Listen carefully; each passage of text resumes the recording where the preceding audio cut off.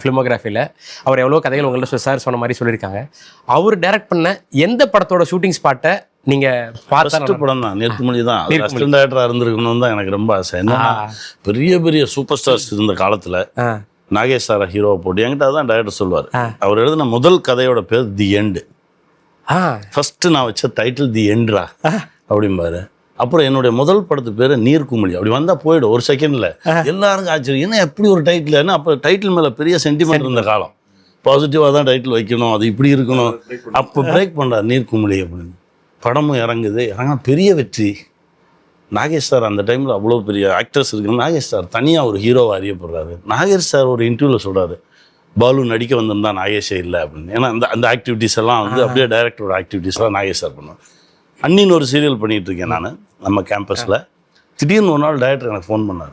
நாகேஷ் வந்துட்டு இருக்காப்புல, என்னமோ தெரியல உன்னை பார்க்கணுன்னு கேட்டார். செட்டுக்கு அனுப்பிச்சிருக்கேன் பார்த்துக்கோ அப்படின்னு. எனக்கு கைகாலாம் உதறுது. நாகேஷ் சார் வர்றாரா நம்ம செட்டுக்கு. இறங்கினா ஒரு 10 நிமிஷத்தில் கார் வந்து யாரவன் சமுத்திரக்கனி அப்படின்ட்டு உள்ளே வந்தார். உள்ளே வந்தோடனே நான் தான் நீ தானா, நான் என்ன ரொம்ப சின்ன பையனாக இருக்கேன், நான் ஏதோ பெரிய ஆள் நினச்சிக்கிட்டு இருந்தேன் அப்படின்னு சொல்லி என் தோளில் கை போட்டு எடு நான் பார்க்குறேன் அப்படின்னா.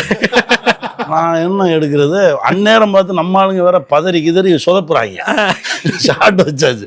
இப்போ நான் நடிச்சு கேட்டவா அப்படின்னாரு. ஐயா போங்க ரோல் போடுறா அப்படின்னா 3 பேர் நின்று நடிக்க வேண்டிய இடத்துல அவர் நடிக்கிறார். இது நடிச்சு இதைத்தான் அவன் கேட்குறான் பண்ணுங்க அப்படின்னு சொல்லிட்டு என் பக்கத்துல உட்கார்ந்தார்.